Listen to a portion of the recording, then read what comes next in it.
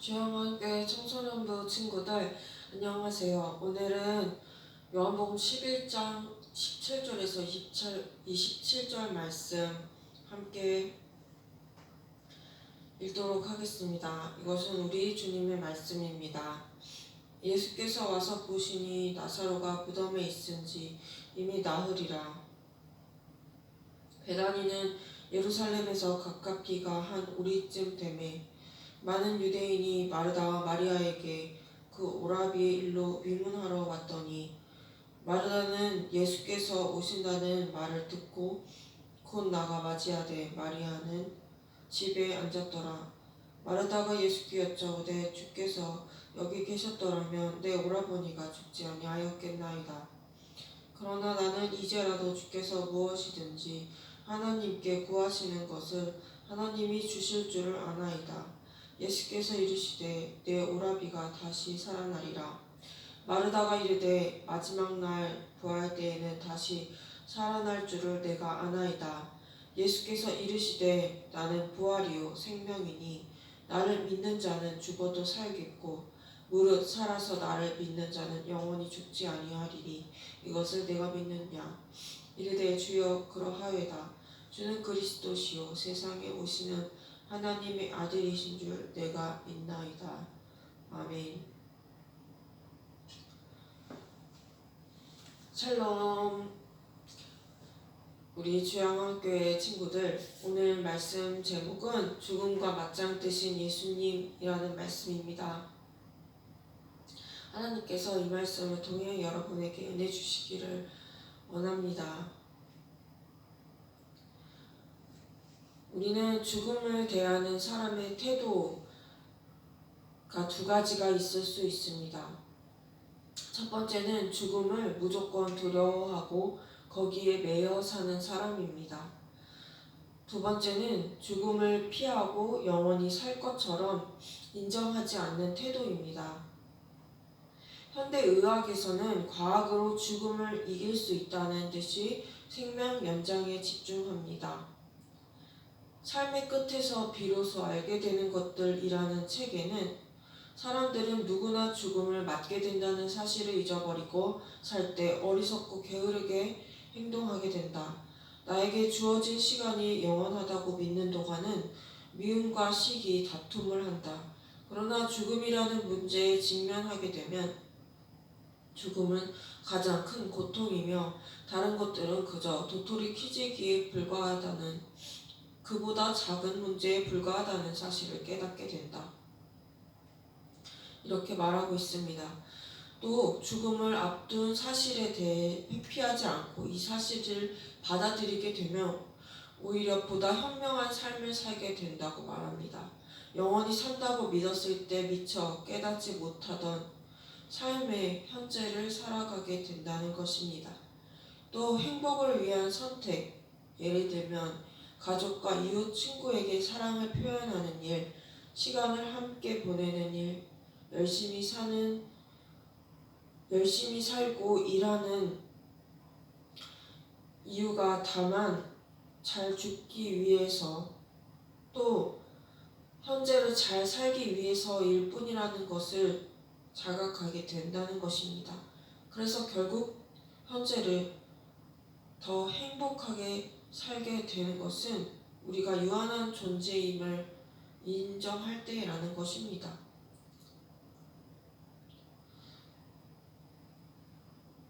한편 러시아의 작가 톨스토이는 이반 일리치의 죽음이라는 책에서 죽음에 대해 이렇게 말했습니다. 그는 사고로 인해 병이 들 이반 일리치가 서서히 죽어가는 과정에서 죽음을 받아들이는 그의 모습을 통해 삶과 죽음에 대한 문제, 또 그리고 삶의 본질적인 문제에 대해서 깊이 있게 통찰하고 이 책을 썼습니다.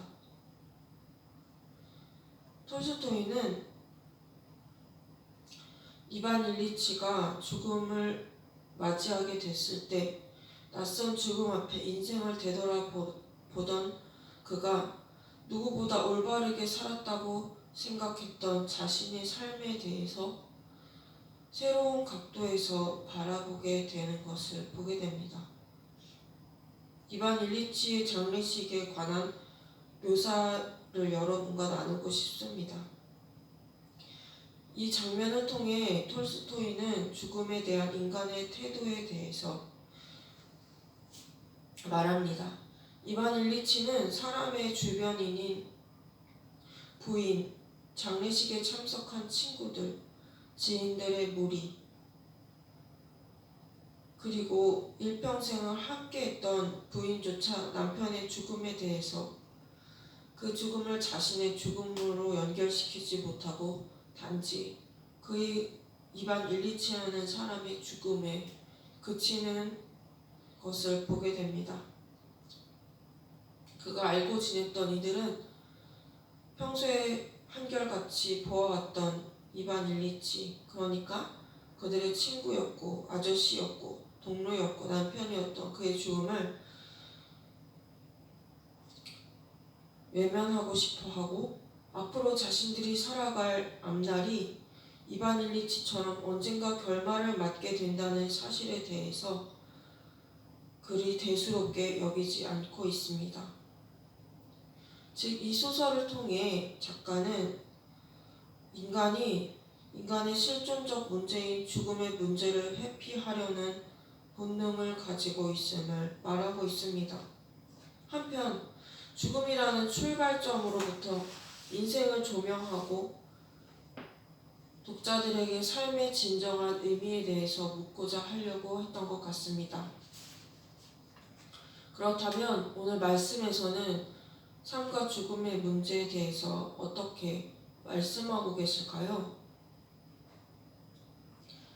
먼저는 병과 죽음에 대해 예수님의 관점은 세상의 관점과 다른 것이라는 것입니다. 어떤 병자의 집에 노인 둘이 함께 살고 있었습니다. 그들이 사는 동네는 그리 부유하지 않았던 예루살렘에서 가까운 베단이라는 곳이었는데요.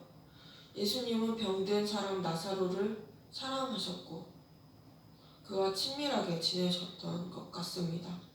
예수님은 그의 친구인 나사로의 병과 죽음에 대해서 하나님의 영광을 위한 것이라고 말씀하십니다.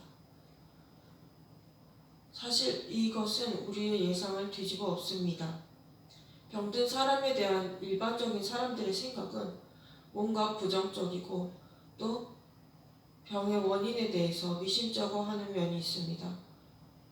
그러나 병에 걸린 사람들은 이러한 사람들의 편견 때문에 육체적 고통으로 병든 것뿐만 아니라 심리적 고생까지 겪어야 합니다.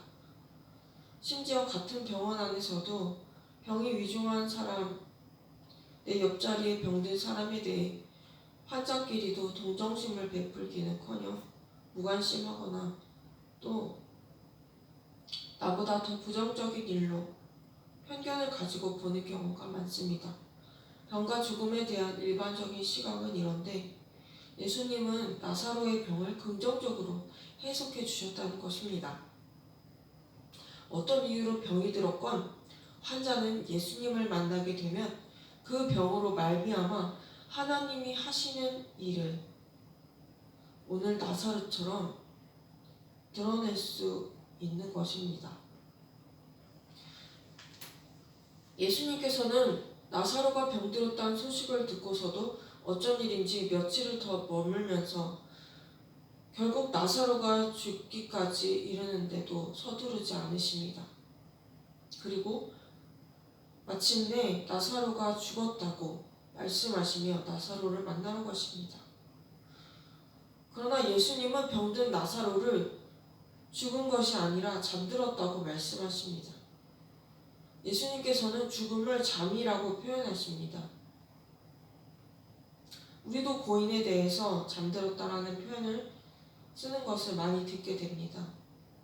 그러나 그 당시 제자들은 이러한 표현이 매우 생소했습니다.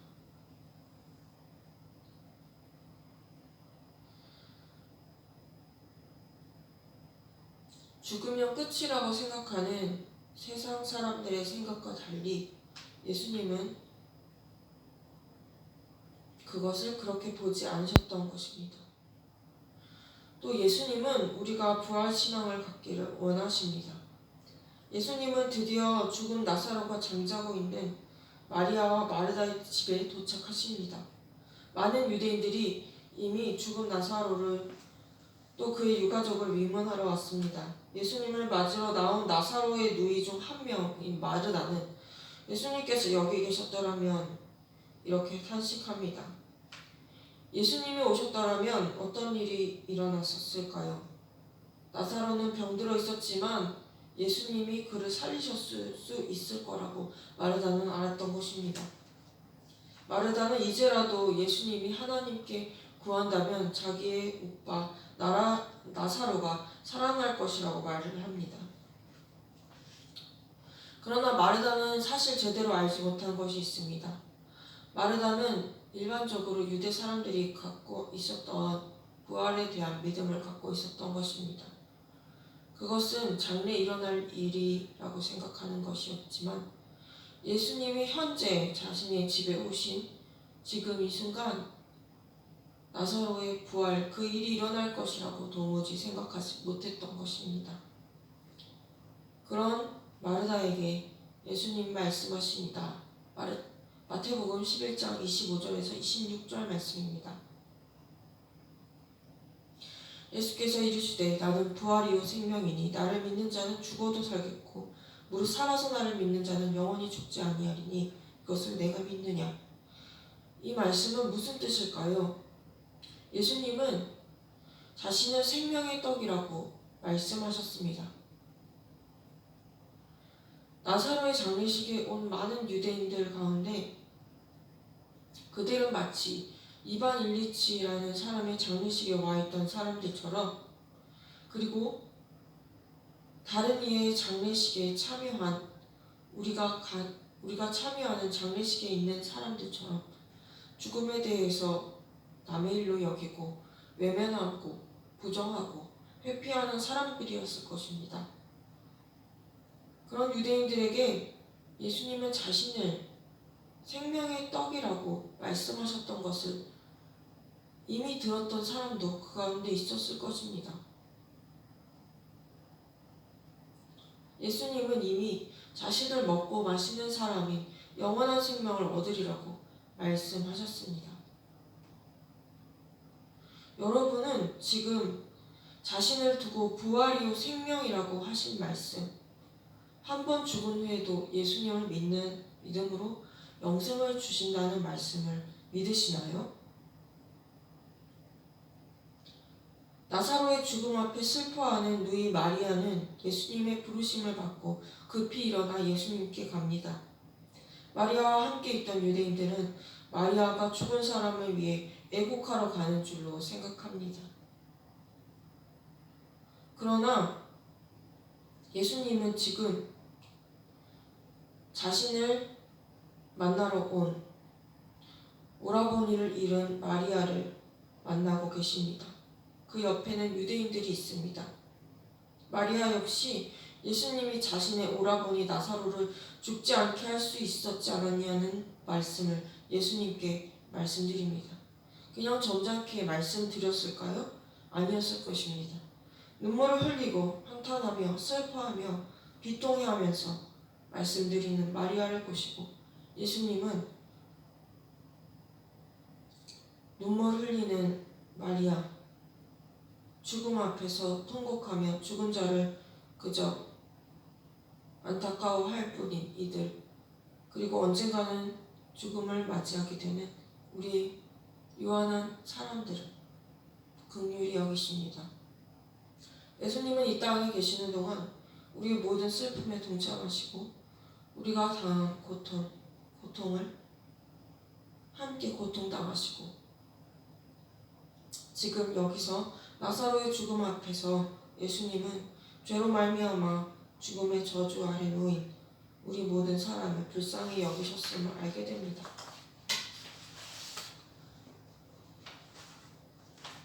고통을 당하며 탄식하는 우리의 인생, 그것에 대해서 불교는 인간이 태어나서 겪는 것은 늙음, 병들고 고통당하는 것, 결국 죽음에 이르는 생로병사 네 가지로 말했습니다.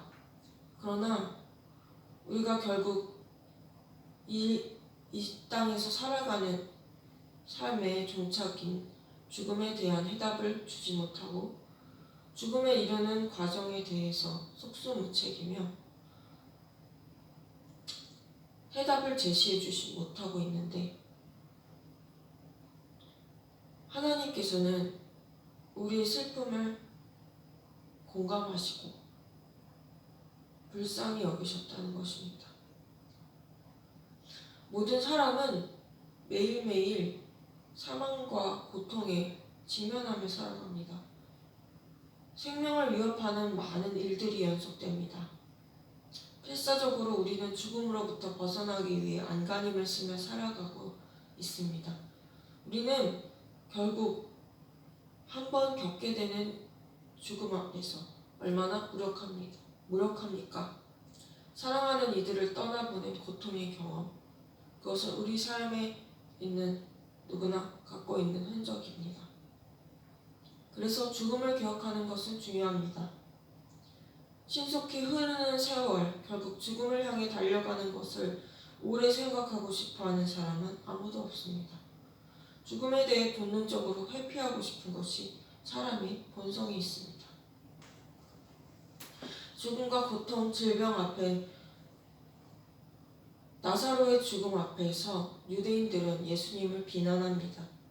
맹인의 눈도 치유하셨던 예수님이 죽은 사람은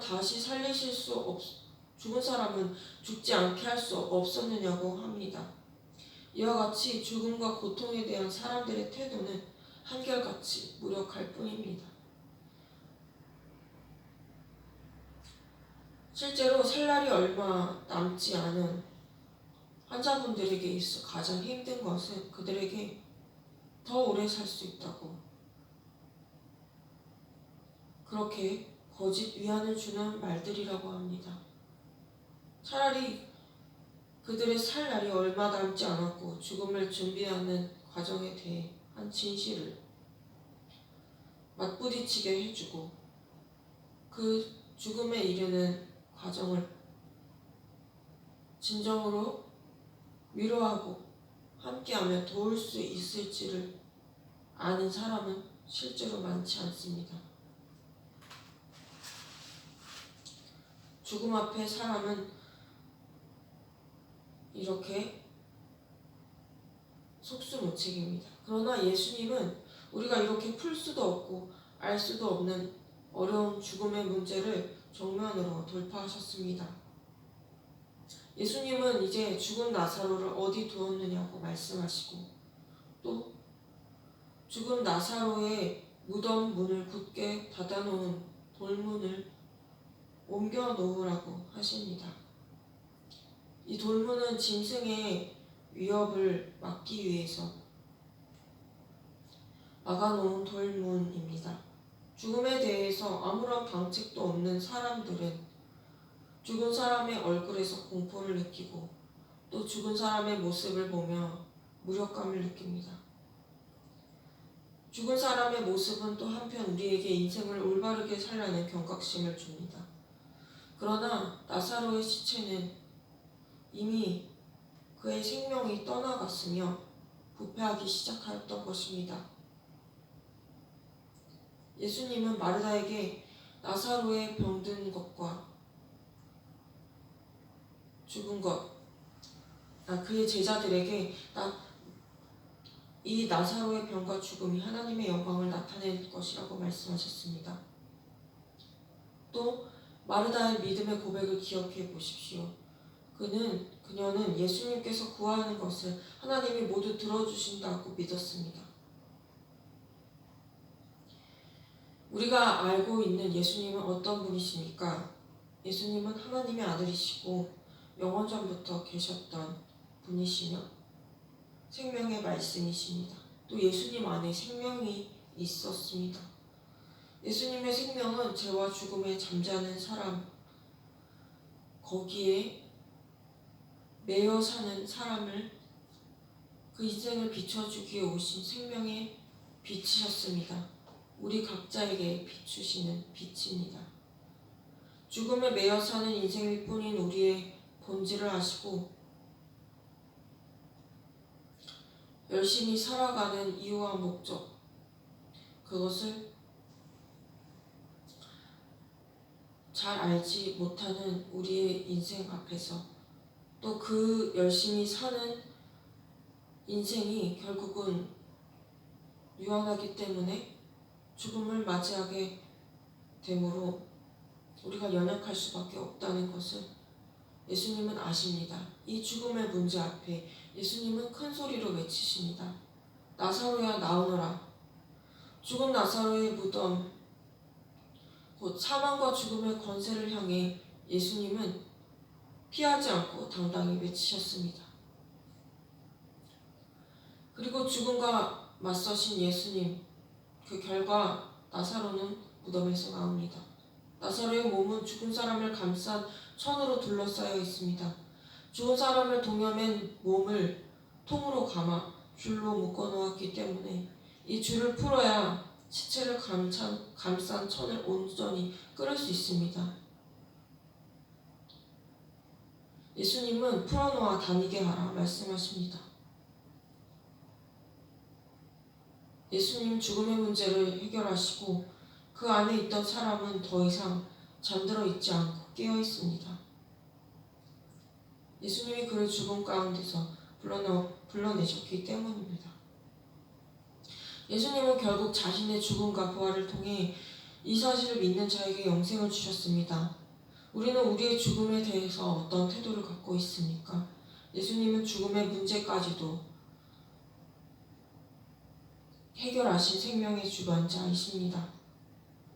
죽음은 그 사실에 대해 완전 정복하신 예수님에게서 끝장이 났습니다. 우리가 이 사실을 알고 예수님을 믿고 영원한 생명을 얻었음을 믿고 확신하며 살아가기를 예수님의 이름으로 축복합니다. 죽음에 대한 문제를 고민하고 예수님을 알지 못하는 사람들에게 영생을 주신 예수님, 내가 들은 예수님의 생명의 말씀을 전해줄 때 예수님의 생명을 전달할 수 있습니다. 여러분, 예수님은 요한복음에서 7가지 기적을 행하셨는데 이것은 모두 예수님이 살아계신 하나님의 아들이심을 나타내는 증거로서 보여주셨습니다. 7번째의 표적인 나사로를 부활시키는 사건 이후에 예수님은 본격적으로 십자가의 죽음으로 향하는 길로 가십니다.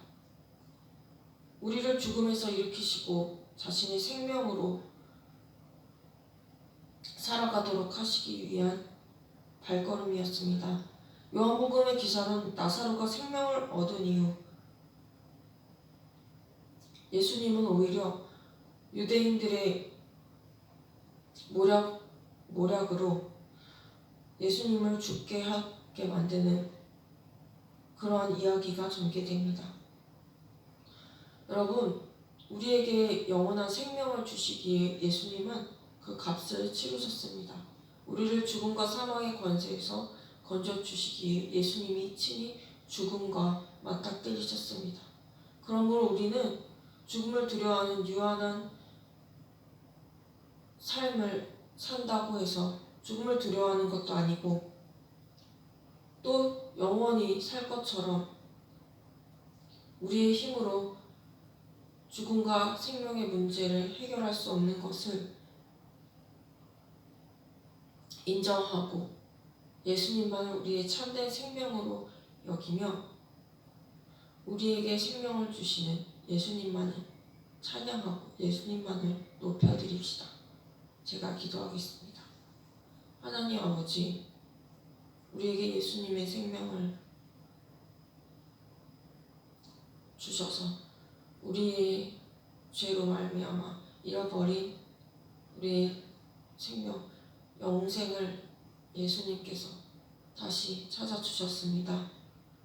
나사로의 죽음 앞에서 그리고 모든 사람이 결국 죽게 되는 죽음의 문제 앞에서 우리가 해결할 수 없는 이 문제를 예수님이 친히 해결하셨고 죽음에 대해서 우리를 불러내셨음을 믿습니다. 영원한 생명을 주신 예수님을 우리가 믿고 또한 이웃에게 전할 수 있도록 도와주시옵소서. 예수님의 이름으로 기도드립니다. 아멘. 한 주간도 예수님의 생명을 믿고 생명 대신 예수님과 함께 살아가는 우리 친구들 되길 바랍니다. 샬롬.